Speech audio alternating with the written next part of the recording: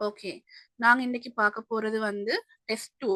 Test 2 வந்து என்ன மாதிரியான கொஸ்டின்ஸ் வரப்போகுதுன்னு பார்ப்போம்.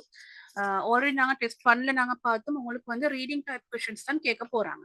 ஸோ டெஸ்ட் 2ல என்ன மாதிரி டைப்பான கொஸ்டின்ஸ் கேட்பாங்கன்னு பார்ப்போம். ஸோ இதுல வந்து உங்களுக்கு வொக்காபுலரி டைப் கொஸ்டின்ஸ் தான் கேட்பாங்க.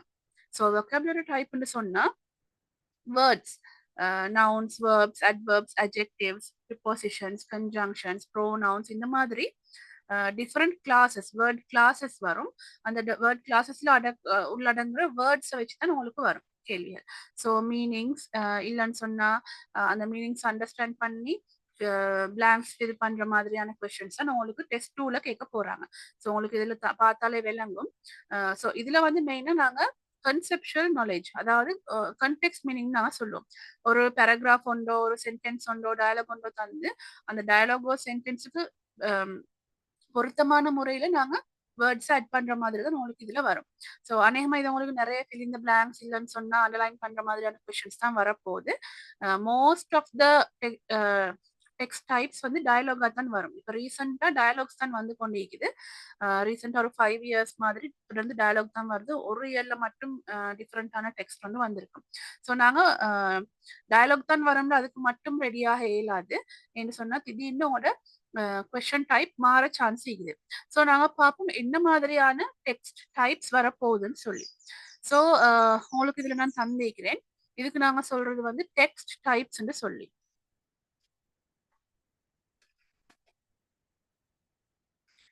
டெக்ஸ்ட் டைப் அவங்க தந்திக்கிற பேராகிராஃபோ அந்த டெக்ஸ்ட் வந்து என்ன டைப்ல இருக்குதுன்னு சொல்லி. ஸோ நான் சொன்னேன் டயலாக்ஸ் வரலாம்னு சொல்லி. இந்த டயலாக்ஸ் வந்து அநேகமா ரீசெண்ட் இயர்ஸ்ல வாரதுனால எங்களுக்கு அதை எக்ஸ்பெக்ட் பண்ணிடலாம். அது இல்லாம உங்களுக்கு அனௌன்ஸ்மெண்ட்ஸ் வரலாம். அனௌன்ஸ்மெண்ட்ஸ் சொன்னா சாதாரணமா நாங்க ஸ்கூல் ஒன்ல அனௌன்ஸ் பண்றதா இருக்கலாம். இல்லைன்னு சொன்னா ஏதாவது ஒரு மீட்டிங் ஒன்றுக்கு கெதர் பண்ணுங்கன்றோ இல்லைன்னு சொன்னா ஒரு ரயில்வே ஸ்டேஷன்ல ஏர்போர்ட்ல ஹாஸ்பிட்டல் ஒன்ல கொடுக்குற அனௌன்ஸ்மெண்ட் ஒன்று அந்த மாதிரி காமன் அனௌன்ஸ்மெண்ட் ஒன்று தந்து அதுல உங்களுக்கு பிளாங்க்ஸ் ஃபில் பண்ண சொல்லி தருவாங்க. அடுத்தது வந்து பர்சனல் நோட்ஸ். பர்சனல் நோட்ஸ் வர நேரம் இது வந்து ஒரு இன்ஃபார்மல் டைப் ஆஃப் ரைட்டிங். அவங்களோட க்ளோஸ் ஃப்ரெண்ட்ஸுக்கு க்ளோஸ் ரிலேட்டிவ்ஸுக்கு நாங்க ஷார்ட்டா எழுதக்கூடிய ஒரு மெசேஜ் தான் பர்சனல் நோட். ஸோ அது வரலாம். அதை தந்து உங்களுக்கு பிளாங்க்ஸ் ஃபில் பண்ண சொல்லி தருவாங்க. அடுத்தது வந்து நோட்டீசஸ். நோட்டீசஸ் வந்து ஒரு ஃபார்மல் டைப் ஆஃப் ரைட்டிங். இது சாதாரணமா ஆஃபீஸஸ்ல ஸ்கூல்ஸ்ல மாதிரி நோட்டீஸ் போர்டில் டிஸ்பிளே பண்றதுக்கு எழுதுறது. இதுவும் நீங்க படிச்சிருப்பீங்க. பர்சனல் நோட்ஸ் எல்லாம் கிரேட் 7, 8, 9 கிளாஸஸ்ல நீங்க படிச்சிருப்பீங்க இப்படி எழுதுறேன்னு சொல்லி. நோட்டீசஸும் நீங்க படிச்சிருப்பீங்க. ஸோ நோட்டீஸ் ஒன்று தந்து அந்த நோட்டீஸ்ட பிளாங்க்ஸை ஃபில் பண்றதுக்கு மாதிரி வரும். சரியா? அடுத்தது உங்களுக்கு இன்விடேஷன்ஸ் வரலாம். இன்விடேஷன்ஸ் வந்து ஸ்கூல் இவெண்ட்ஸுக்கு இன்வைட் பண்ற மாதிரி கான்சர்ட் ஒன்றுக்கு இல்லைன்னு சொன்ன எக்ஸிபிஷன் ஒன்று, ஆனுவல் கேதரிங் ஒன்று, ஸ்போர்ட்ஸ் மீட் இந்த மாதிரி ஏதாவது ஒரு இவெண்ட் ஒன்றுக்கு இன்வைட் பண்ற மாதிரி வரலாம். அது இல்லாம காமன் இன்விடேஷன்ஸ், வெட்டிங் இன்விடேஷன்ஸ், ஃபங்க்ஷன்ஸ்க்கு இன்வைட் பண்றது அந்த மாதிரி வரும் மேலும். அடுத்தது வந்து அட்வர்டைஸ்மெண்ட்ஸ் வரும். அட்வர்டைஸ்மெண்ட்ஸ்னாலும் உங்களுக்கு தருவாங்க, தந்துட்டு பிளாங்க்ஸ் ஃபில் பண்ற மாதிரி தான் வரும். ஸோ நியூஸ் பேப்பர் அட்வர்டைஸ்மெண்ட்ஸ் வரலாம். இல்லைன்னு சொன்னா ஏதாவது சேல்ஸ் அட்வர்டைஸ்மெண்ட்ஸ், வேகன்சிஸ் அந்த மாதிரி வர சான்ஸ் இருக்குது. இதெல்லாம் தவிர கடைசியா நான் போட்டிக்கிறேன் ஜென்ரல் டெக்ஸ்ட்னு சொல்லி. ஸோ ஜென்ரல் டெக்ஸ்ட்னு வர நேரம் மேல தந்திக்கிற டைப்ஸ் இல்லாம நார்மலா பேராகிராஃப் உண்டு.